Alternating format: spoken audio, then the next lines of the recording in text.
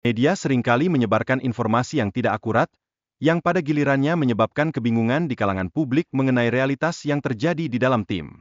Ketidakakuratan ini menciptakan persepsi yang salah dan distorsi tentang situasi yang sebenarnya. Sebagai tambahan, anak pelatih Shin mengungkapkan ketidakpuasan melalui media sosial, yang mencerminkan perasaan yang lebih luas dari keluarga terhadap manajemen tim dan adanya keputusan yang diambil. Reaksi ini menunjukkan adanya ikatan emosional yang kuat antara anggota keluarga dan tim. Sementara itu, proses pemecatan pelatih terjadi secara mendadak tanpa adanya komunikasi yang jelas sebelumnya, yang menimbulkan pertanyaan serius mengenai transparansi dalam manajemen tim. Situasi ini menciptakan suasana yang tidak nyaman di antara pemain serta staf, yang merasakan dampak langsung dari keputusan tersebut. Di sisi lain, pelatih Shin belum menandatangani surat pemecatan, yang membawa serta berbagai pertanyaan mengenai masa depan tim. Hal ini menunjukkan adanya ketidakpastian dalam manajemen tim, yang seharusnya menjadi hal yang diperhatikan oleh semua pihak terkait. Lebih jauh lagi, terdapat rumor negatif mengenai insiden di ruang ganti yang ternyata tidak memiliki dasar kebenaran. Ini menekankan pentingnya klarifikasi informasi untuk menghindari kesalahpahaman yang dapat berdampak buruk terhadap reputasi dan dinamika tim. Meskipun dalam kondisi yang cukup tertekan, para pemain secara konsisten menunjukkan dukungan terhadap pelatih Shin. Ini mencerminkan kedekatan emosional yang kuat antara pelatih dan pemain, serta menunjukkan bahwa hubungan interpersonal di dalam tim sangatlah penting untuk keberlangsungan performa. Namun, para pemain juga merasa kesal dengan berita yang salah mengenai pelatih mereka, yang menyebutnya sebagai diktator. Hal ini mendorong tim untuk merenungkan isu kejujuran dalam komunikasi di antara anggota tim, yang merupakan aspek krusial untuk menjaga kepercayaan. Kesalahan dalam terjemahan wawancara pemain menjadi salah satu sumber utama dari informasi keliru yang beredar. Fenomena ini menyoroti betapa pentingnya akurasi dalam komunikasi, terutama dalam situasi lintas bahasa, untuk memastikan bahwa pesan yang disampaikan sesuai dengan niat awal.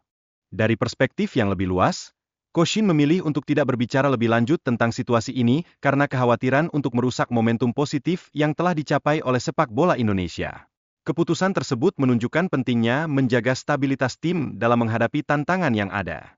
Proyek naturalisasi yang diprakarsai oleh Shin Tae-yong menjadi sorotan, mengingat pentingnya dukungan manajemen dalam mencapai tujuan tersebut.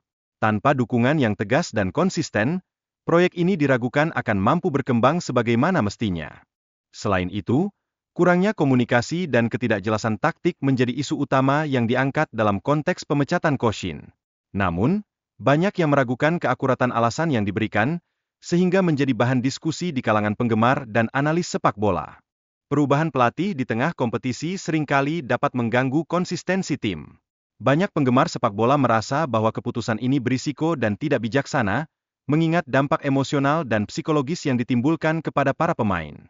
Koshin mencoba mengajak pemain senior untuk berbicara dan memberikan masukan, dengan tujuan agar semua pemain merasa terlibat dalam pengambilan keputusan tim. Upaya ini sangat penting untuk membangun kepercayaan dan kerjasama yang erat di dalam tim. Di samping itu, terdapat perbedaan budaya antara pemain Eropa dan Asia yang memengaruhi cara komunikasi di dalam tim. Koshin berupaya untuk menjembatani perbedaan ini guna mencapai konsensus yang harmonis antara semua anggota. Pelatih Koshin menunjukkan pemahaman yang mendalam tentang dinamika sepak bola yang cepat, sehingga ia terbuka untuk mendengarkan ide-ide dari pemain saat pertandingan berlangsung. Ini mencerminkan fleksibilitas dan adaptabilitas dalam pendekatan strategi permainan yang diterapkan. Dalam konteks tersebut, Bung Tovel muncul sebagai pengkritik utama Coach Shin dalam diskusi ini. Ia dikenal sebagai salah satu figur yang paling vokal mengekspresikan ketidaksetujuan terhadap pelatih tersebut, yang menambahkan kompleksitas pada hubungan antara pelatih dan publik. Para pemain merasa bahwa tim telah dibangun seperti sebuah keluarga. Meskipun banyak wajah baru di dalam tim, hubungan yang telah terjalin selama ini memiliki makna yang sangat mendalam dan berharga bagi mereka. Kecintaan Coach Shin terhadap tanah air Indonesia tetap secara konsisten terjaga meskipun menghadapi berbagai kritik. Ia memiliki harapan untuk melihat perkembangan sepak bola Indonesia, meskipun tantangan dan rumor negatif senantiasa menghampiri. Pembicara juga membahas mengenai makanan khas Korea, kimbap, sembari mengungkapkan rasa ingin tahunya terhadap kuliner Indonesia seperti nasi goreng dan rendang. Diskusi ini menunjukkan keterbukaan untuk mengeksplorasi budaya kuliner baru yang ada. Akhirnya, pesan yang disampaikan kepada tim sepak bola Indonesia adalah untuk memanfaatkan momentum yang ada dan berjuang demi mencapai impian mereka. Ini mencerminkan harapan dan dukungan yang tulus dari para penggemar untuk kesuksesan tim. Pentingnya dukungan pemerintah bagi tim sepak bola dinyatakan dengan jelas, di mana tim diartikan sebagai milik rakyat dan penggemar. Tanggung jawab untuk menang dan membawa kebanggaan bagi penggemar ditekankan secara signifikan dalam konteks ini. Namun, ada kelompok yang tidak setuju dengan gaya permainan Kosshin untuk tim nasional, yang menunjukkan adanya perbedaan pendapat di antara para penggemar.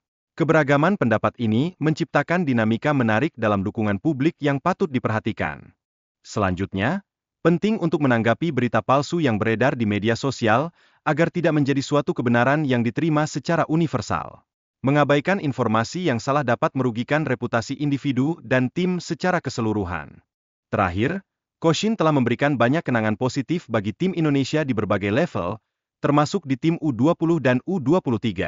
Kontribusinya selama ini perlu diingat dengan baik, meskipun ada perubahan dalam struktur tim yang terjadi.